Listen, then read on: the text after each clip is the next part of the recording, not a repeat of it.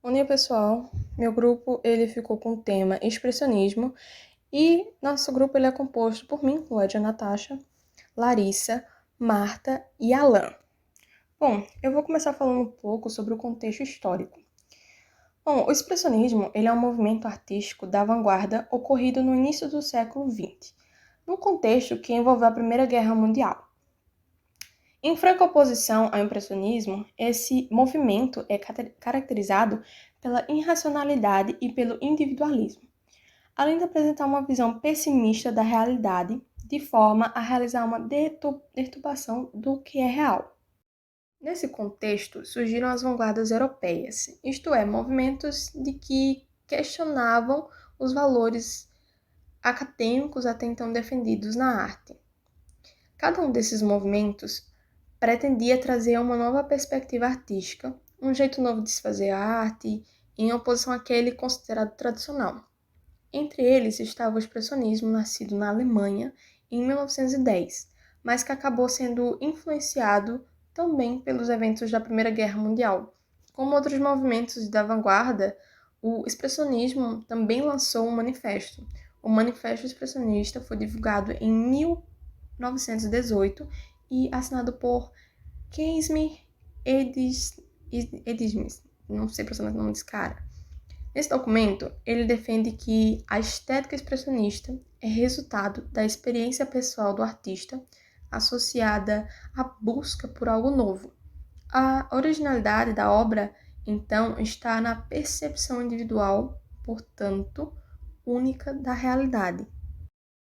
Agora, dando um pouco de continuidade sobre o contexto histórico e a origem do expressionismo, o início do século XX ele foi marcado pelo uso de inovações tecnológicas, como o telefone, o telégrafo sem fio, o automóvel e o avião, que permitiam uma comunicação em transportes mais rápidos.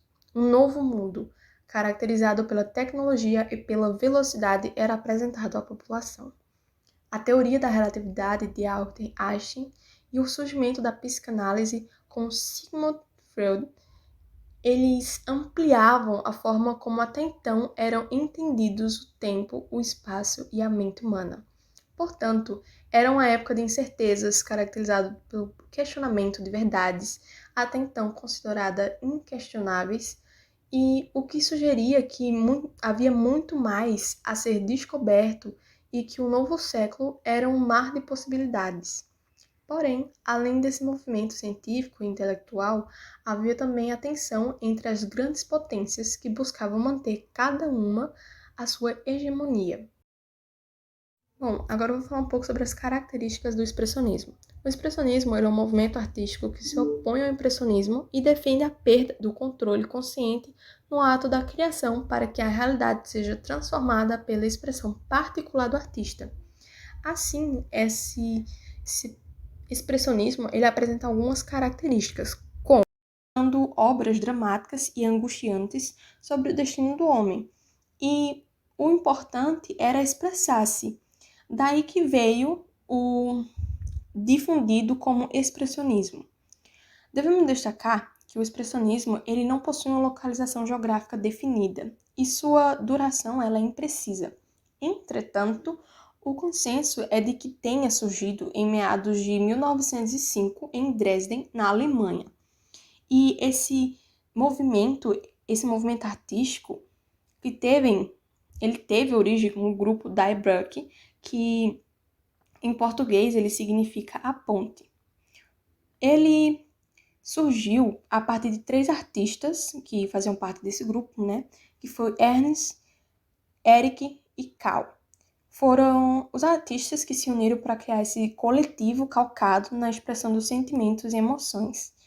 Esse movimento ele possuía um caráter deveras subjetivo, irracional, pessimista e trágico, justamente por enfatizar as mazelas e os problemas do ser humano. Esse estilo de arte ele vem como oposição ao outro movimento anterior, o impressionismo, como eu já citei. Essa estética expressionista pode ser identificada em vários tipos de expressões artísticas. Porém, na pintura, ela foi mais marcante. Na Europa, seu principal representante é Edvard Munch, E no Brasil, pintores modernistas como Cândido Portinari e Tarsila do Amaral também produziram obras com influências expressionistas. Já na literatura, nomes como Thomas Mann e Mário de Andrade escreveram obras com traços expressionistas. Como foi citado anteriormente, a estética expressionista pode ser identificada em vários tipos de expressão artística. O expressionismo excedeu influência sobre vários autores e em diversas áreas artísticas. Na pintura nós temos Edvard Munch com Grito de 1893, Kate Kowitzis, eu acho que é assim fala o nome dela, com A Viúva em 1921, Van Gogh em A Noite Estrelada de 1889. Na literatura nós temos Thomas Mann em Dr. Fausto de 1947, James Joyce em Ulisses de 1922, Rainer Maria Rilke com Cartas de um Jovem Poeta de 1929 e George Kaiser em Os Burgueses Calais de 1913. O artista norueguês Edvard Munch pode ser considerado a grande inspiração do Die Burke e precursor do expressionismo. Sua obra mais importante é O Grito, de 1893, uma das mais emblemáticas do pintor. Biografia de Edvard. Nascido em Loten, na Noruega, no dia 12 de dezembro de 1863, Edvard foi o segundo filho de Christian e Laura. Teve 3 irmãs, Sophie, Laura e Inger, e o irmão Andreas. Ainda muito jovem, ele perdeu a mãe em 1864 e a irmã Sophie em 1877, por tuberculose. Já adulto, em 1879, ele ingressa no curso de engenharia, no qual desiste para se tornar pintor. Ele passa a frequentar a Escola de Artes e Ofícios de Oslo. Ali ele conhece as obras impressionistas, as quais lhe influenciaram, mas que todavia ele rejeitou o expressionismo. Em 1882, ele passa a atuar em um estúdio alugado em Oslo. Um ano mais tarde, ele começa a se destacar e exibe pela primeira vez uma exposição de Oslo. A partir de 1889, Munch ganhou uma série de bolsas de estudo que lhe possibilitaram viajar para aperfeiçoar sua arte. Em Paris, se relacionou com pós-impressionistas e um deles recebeu grande influência, sem mencionar no impacto causado pela obra de Van Gogh, a qual ele conhece pela primeira vez. Por sua vez, Edvard Munch continua seu intercâmbio por Berlim, Paris, Nice, Florença e Roma. Um fato curioso foi sua exposição em 1892 em Berlim. Ela foi cancelada uma semana após a abertura, devido ao grande choque causado no público e nos críticos de arte. Em 1893, Edvard Munch cria sua obra-prima, O Grito. Alguns anos mais tarde, em 96, ele se interessa pelas técnicas de litografia e xilogravura, com as quais fará várias inovações. Em 1908, ele marca um retorno definitivo à Noruega, onde reside até a sua morte. Sobre a sua obra, que é a pintura O Grito, a obra mais famosa de Edvard, a principal representante do expressionismo, traz a angústia essencial e existencial estampada no rosto e no grito do personagem disforme. Como plano de fundo, um pôr do sol em Oslo, na Noruega.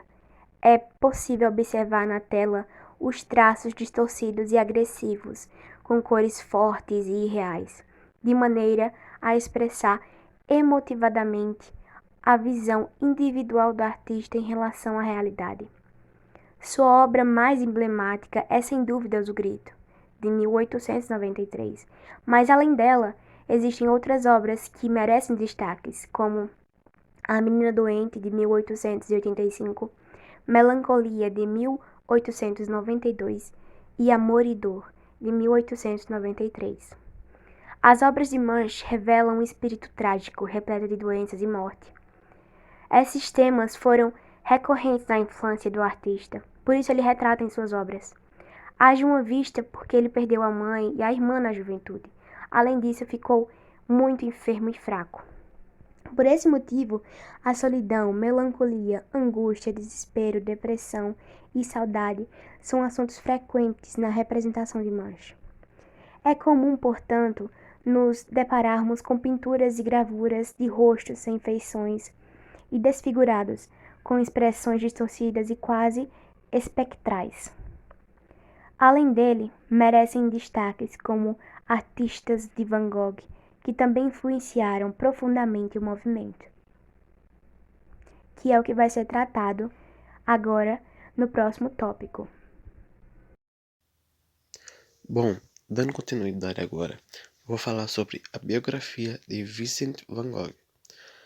Ele foi um pintor holandês do final do século XIX e um dos maiores expoentes do pós-impressionismo. Vincent Willem van Gogh nasceu em Zundert, na Holanda, no dia 30 de março de 1853. Filho de pastor Theodor van Gogh e Diana Cornelius Cabentus, Van Gogh era o primeiro filho de 6 irmãos. Desde pequeno, ele teve uma vida muito difícil, marcada pela pobreza, miséria e doenças. Mas o seu irmão mais novo, Theo, foi uma figura primordial na vida de Van Gogh, uma vez que o ajudou e esteve ao seu lado durante grande parte da vida. Os estudos em arte e os amores de Van Gogh. Em 1880, começa a empenhar-se nos estudos artísticos, frequentando a Escola de Belas Artes. No período, ele foi influenciado pela pintura realista de Jean-François Millet. Posteriormente, continuou seus estudos em Etten. Quando volta para a casa do pai, nesse momento de sua vida, apaixona-se por sua prima, Kay Vostrijka, mas é rejeitado e abala-se profundamente. Depois, vai para a cidade de Haia, onde mostra seus trabalhos para comerciantes do ramo das artes e passa a pintar com tinta a óleo. Mais tarde, conhece Cassina Maria Hronick, uma ex-prostituta conhecida como Cien. Van Gogh envolve-se com ela, que possuía um filho e estava grávida. Vincent acolhe a moça e seu filho no ateliê, mas depois do nascimento da criança, Cien abandona o pintor. A partir de então, Van Gogh não terá mais envolvimentos amorosos significativos até o fim da sua vida.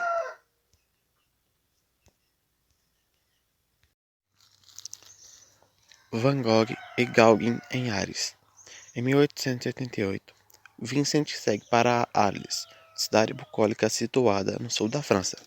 Intensifica seu trabalho, onde pouco depois o amigo e pintor Paul Gauguin junta-se a ele. Ambos tinham o objetivo de fundar uma comunidade de artistas em Arles. Entretanto, diante da convivência, surgem desatendimentos entre os pintores, pois o temperamento de cada um era muito diferente. Desse fato, Van Gogh expressa nas obras A Cadeira de Van Gogh com cachimbo e A Cadeira de Gauguin, ambas de 1888. Van Gogh retratou em sua cadeira, à esquerda, e a cadeira do amigo Gauguin, à direita.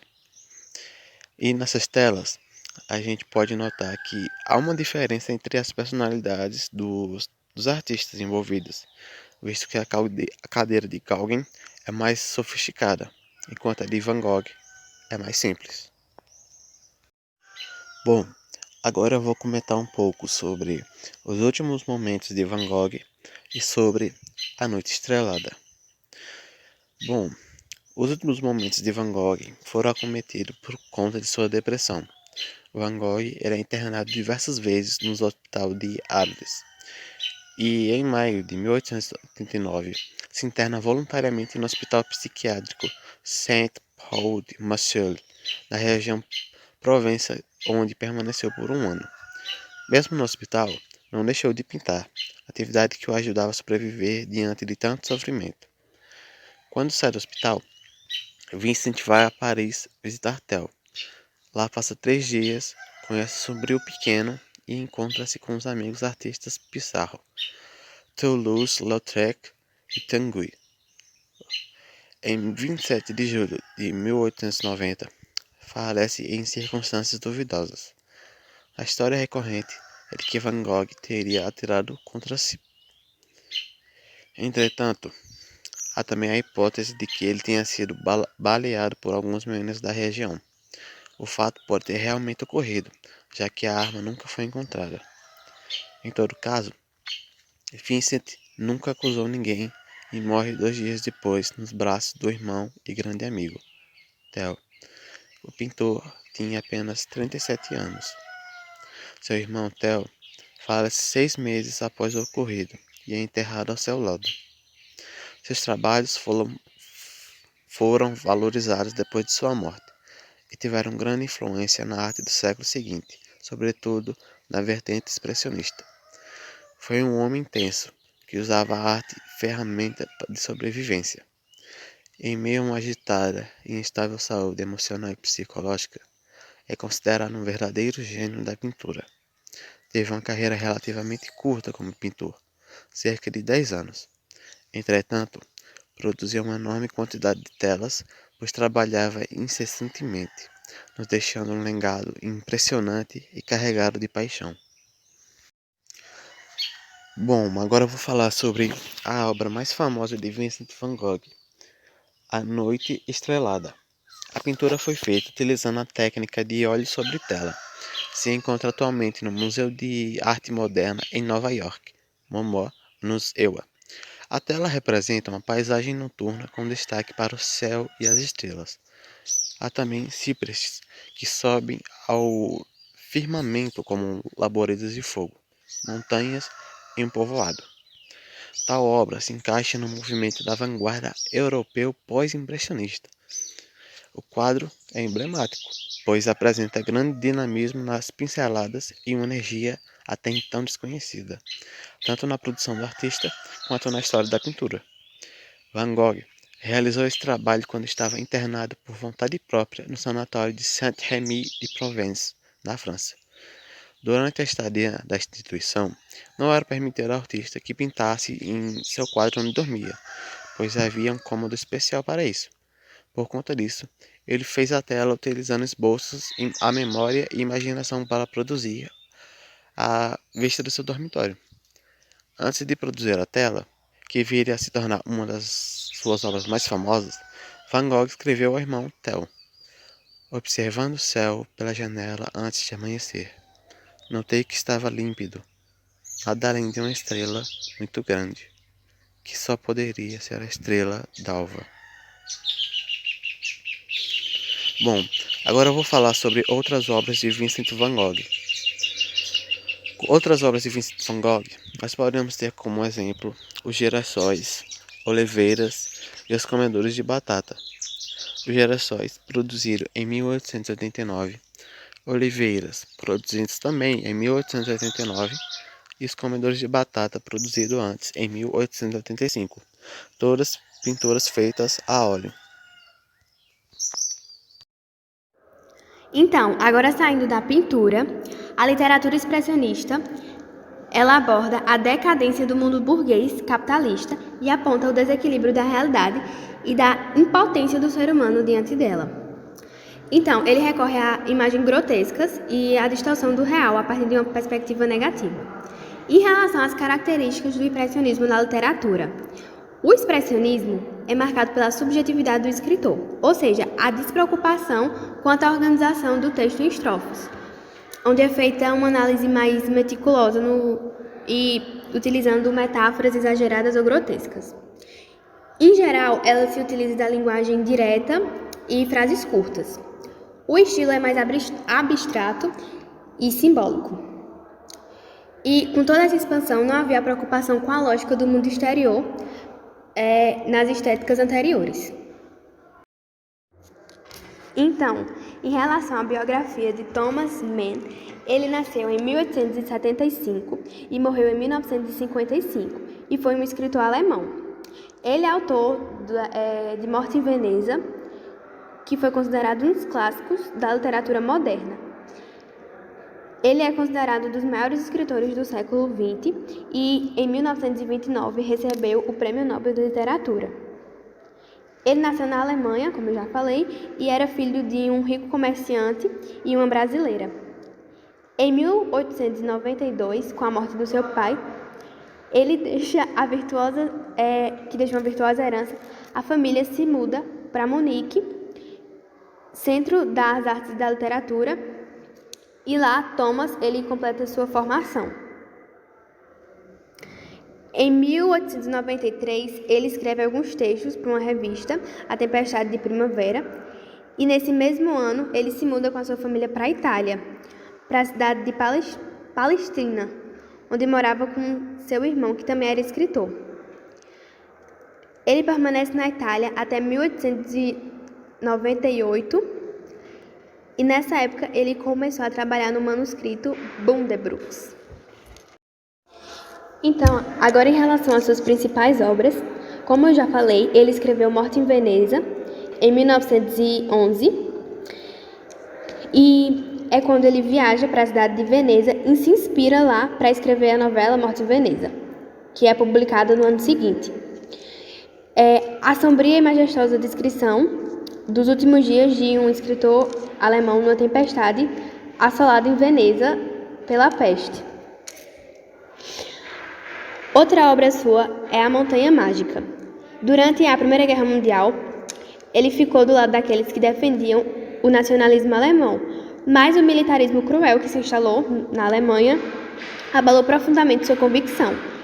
E em 1924, ele publica A Montanha Mágica, onde manifesta a sua concepção quando defende os ideais democráticos de uma Europa esfacelada pela Primeira Guerra Mundial.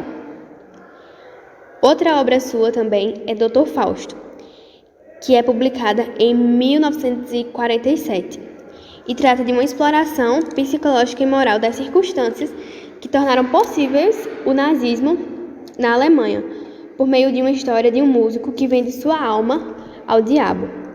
Na sinopse, conta o trivial sobre a história, que o livro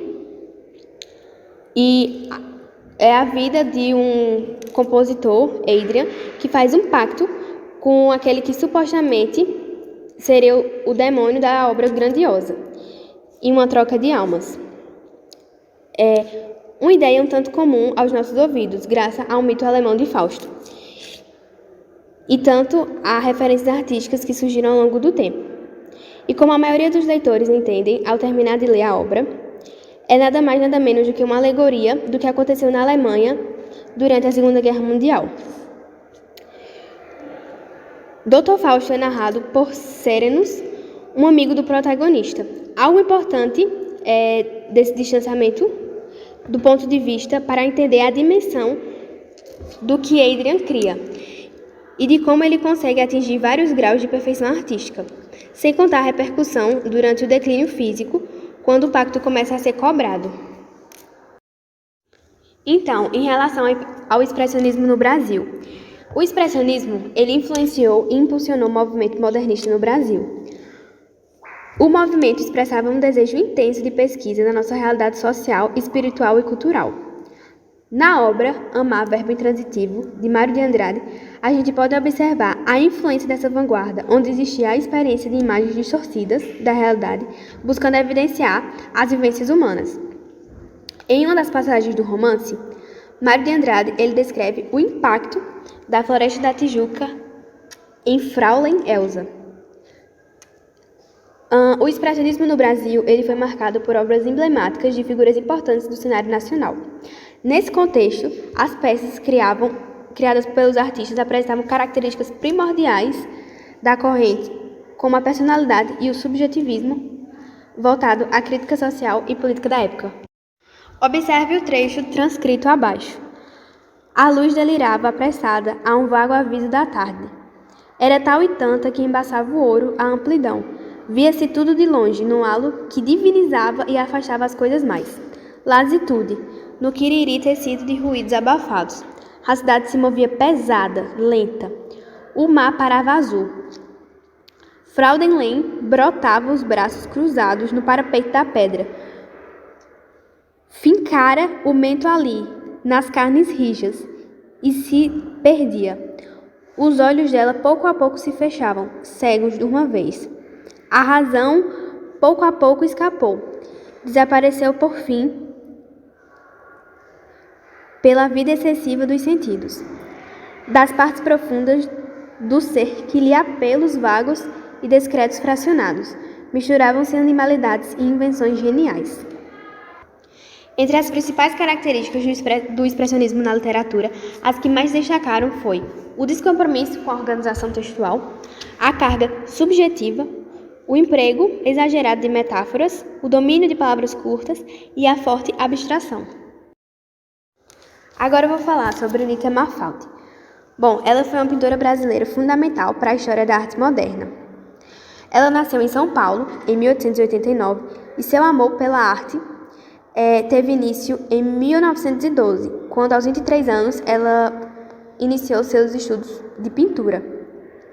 Em seguida, ela realizou diversas viagens mundo afora e na Alemanha ela teve contato com o expressionismo e logo aprendeu as técnicas utilizadas pelos artistas do país. Pouco tempo depois, em 1914, ela retorna ao Brasil e assim acontece a sua primeira mostra individual. Dessa forma, a bagagem cultural e artística conquistava suas viagens, tornou-se destaque entre os artistas do expressionismo brasileiro e contribuindo assim para a propagação dessa corrente no país. Em 1917, Tropical é uma das mais famosas obras expressionistas brasileiras. Agora sobre Cândido Portinari. Ele nasceu em 1903 e é considerado o artista brasileiro mais conhecido no exterior. No país, ele se destacou como um dos grandes representantes da pintura expressionista brasileira. Com a sua pintura repleta de críticas sociais, suas peças dessas correntes ficaram caracterizadas pelo sofrimento e pelo caráter reflexivo, apresentando cores marcantes e um estilo único e facilmente identificado. O trabalho de Cândido Portinari ele foi crucial no expressionismo brasileiro. Feito em 1944, a obra Retirantes foi uma das principais peças e representa uma incrível relevância para o expressionismo brasileiro. Nessa obra, ele aborda o tema da migração nordestina, que foi uma triste realidade vivida por parte da população brasileira, que deixa o seu lugar de origem e busca melhores condições de vida em outras partes do país. Bom, gente, foi esse nosso trabalho. Bom, para a releitura da obra, escolhemos a obra de pintura O Grito, de Edvard Munch. E bom, na pintura retrata o homem moderno e sua atual família. No caso, Homer Simpson, do desenho Simpson, e sua família atrás. E bem, o que ela significa? Ela tem toda uma subjetividade explicativa, onde sugerem que a família seria um modo que atrapalharia o sucesso e a garantia de vida de uma pessoa.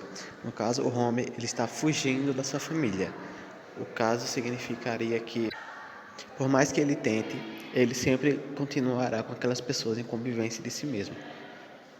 Onde a base da expressão é o convívio social do homem com sua família e consigo mesmo. Essas foram as nossas referências e obrigado.